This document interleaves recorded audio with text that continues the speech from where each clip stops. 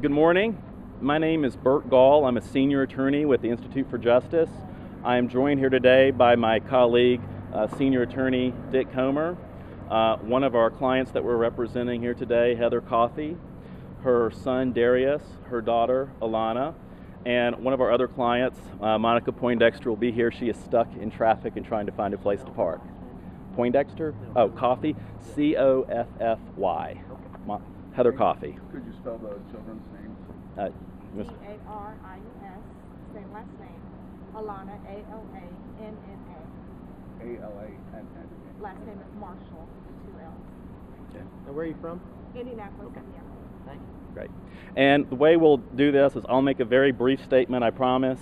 Dick will make a brief statement. Heather will speak very briefly. And if Monica gets here, she'll say something. Otherwise, we'll go ahead and just open it up to questions, and you can ask anybody anything, of course. Okay. Well, again, good morning. My name is Bert Gall. I'm a senior attorney with the Institute for Justice. We are here today to announce that we are moving to intervene in the lawsuit that was filed by the teachers' unions against Indiana's new Choice Scholarship Program.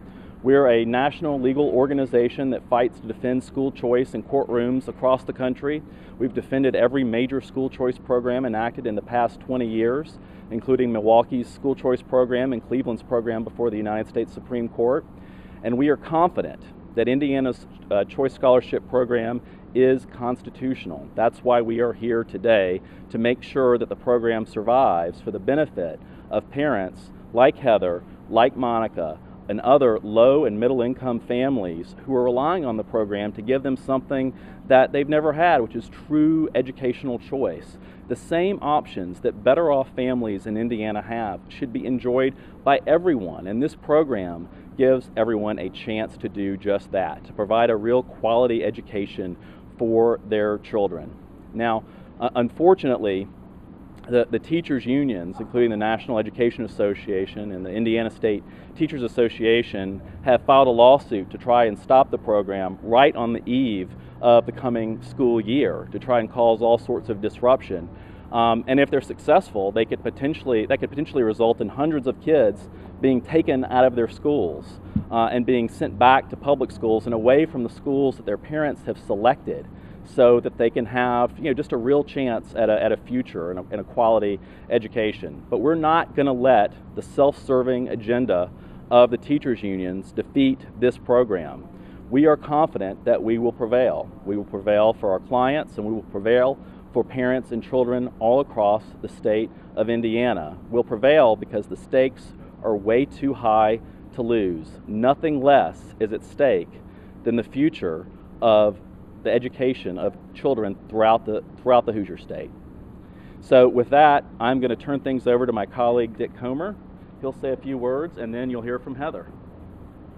Thank you. I'm Dick Comer. I'm another senior attorney at the Institute for Justice. And as Bert has mentioned, Indiana is the newest battleground in an ongoing war over school choice, over who will control the educational destiny of children like our clients. This war has been going on for 20 years and started with the challenge to the Milwaukee School Choice Program passed by Wisconsin in 1991.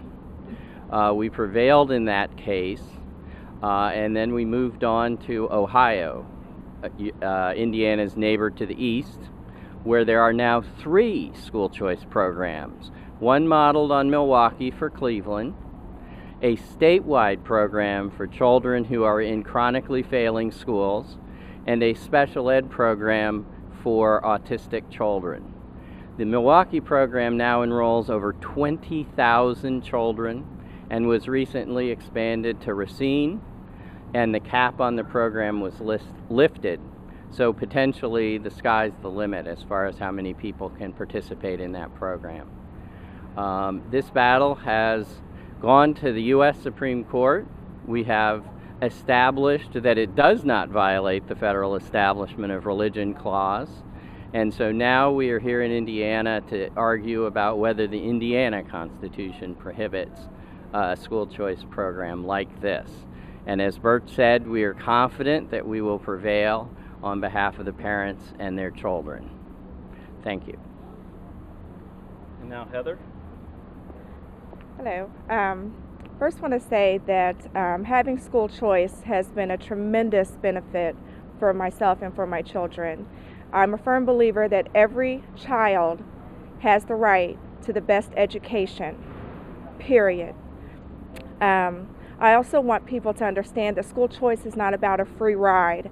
There is so much commitment. The school choice program is for parents and students that have the desire to have better education and have that better environment. Just to put it out, I am a non-parishioner. I did not choose a Catholic school based off religion. I based it off of the quality of education, the environment, the small classes, the attention that was going to be given for all of my children and every student that's involved or that is enrolled in private school. I think that's what it's all about. You have a successful child, you're going to have a successful adult, in the workforce, going to college, and that's just a proven fact. Sorry. But I do want them to understand that there is a lot of commitment to a lot of these private schools. There are no public busing, so you're going to have to commit to take your child to and from school every day. There's you have to have so many service hours. There is much tuition that you have to pay because it's not 100% coverage. So again, this is just for the students and the parents that do have that desire and are ready to make that commitment to have their children in a private school environment. Why not leave this to the attorneys of the state? I wanted to be that voice in the face that this program does work. I've sacrificed for years in many ways financially to make sure that my children were able to go to a private school. I'm a single mother of 3, and I'm just a firm believer that I was a product of IPS, and I just want it better for my children. And so I just wanted to be that face to say this program does work. It's not just about money. It does work, and it is benefiting just even my 3 children, along with other kids that I know are benefiting from this program at St. Monica. Have you ever sought to transfer your children to other public schools? Well, it's good that you asked. I originally lived in Lawrence Township, and then I moved to Pike Township, thinking that I was going to get that better school system. What I found was that it did not fit what my criteria meant for having a good school environment and education. My son was then in the 4th grade. He was failing, and I just would be at the school all of the time trying to figure out what's going on. Why does he not want to go to this school? What is the disconnect? And he did not like the environment. And so I looked at, other choices in the Pike Township area, and other families had told me about, you need to look into St. Monica. And at that time, there was only school choice. And that was a small funding. And then I, asked for family support. I made certain arrangements with my income to make it possible. But no, other than Pike Township, I've not looked for other school systems. Your kids are in parochial school now? Yes, they have been.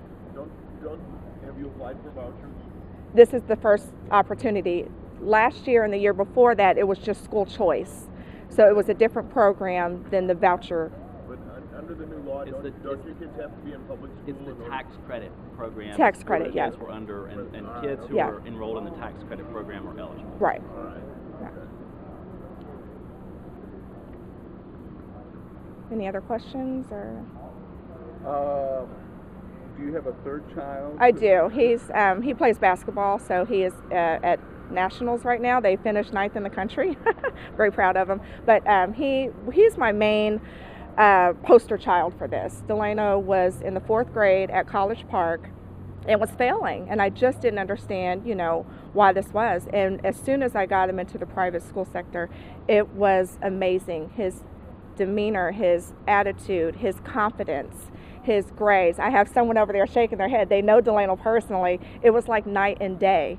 So to see that growth and to see that transformation just from being in a better learning environment, and now he's going to Chittard, it's just been a mom's dream to see her child be so successful just from changing an environment and believing in something that education is number one. What do you think that the private schools that you're familiar with, or Roman Catholic schools or Christian schools, What do they offer that your children can't receive in public schools? I think the most part is their focal point is teaching morals and values. It's not about that full religious base, but respect. I also think that there's more one-on-one help with teachers and other teacher assistants that are always in the classroom. There's always 2 in the classroom. I think that those students there know that they are there to learn, and that they want, everybody wants the same thing. They want to do right. They get rewards and for behaving nicely and being respectful. And I think my kids can speak the same thing. So I just think that small classroom, the one-on-one attention, and the values that are taught, in the school system make a huge difference. At the private schools, you don't have that heavy security that's needed. You don't have some of the gang violence. You don't have any gang violence. You don't have the, preteen sex, pregnancy. It's just a whole different environment. And you're not Catholic yourself? I am not Catholic. I'm Christian, and it was never based on religious base as far as being Catholic, of why I chose St. Monica or Chittard. Both of them are Catholic schools. Any more questions for Heather or us? Heather, how'd you get hooked up with the Institute? That's a great question. I believe Mary at School Choice just asked, would you mind being the voice of what this program has meant to you? And immediately I said yes. And then that's when I got a phone call from her to say, look, there's possible chance of a lawsuit. I said, okay, we're just speaking the truth here, so we have nothing to hide. So that's why I said I'm all for it. I know firsthand that it's benefited myself and my children, and there are other families at St. Monica that I know without the program, they just would not be able to send their kids there. It's very important that this school voucher bill stay intact for me and my family. It's just a matter of us being able to have the opportunity to afford quality education for my son and my daughter. My daughter, Mia, will be attending her first year at Cardinal Ritter Junior High School, and my son Isaiah will be in his second year, his kindergarten year, at Holy Angels Catholic School. And was Mia at Holy Angels before that? Yes, Mia attended Holy Angels. She graduated her 6th grade year. She was actually the valedictorian of her class, and I think that speaks volumes for the type of quality education she's getting in this type of environment. I just picked these schools because at the time they were close to my house. I really didn't know much about the difference between the public school and the private school. I just kind of did it to try it out, and it just worked so well. Like I said, with Mia from day one, it has worked so well that this is just where I choose to educate my children. We are not Catholic. We're actually non-denominational, so it was not a religious reason at all. It was just a type of education that Mia began and continued to receive being in this type of environment.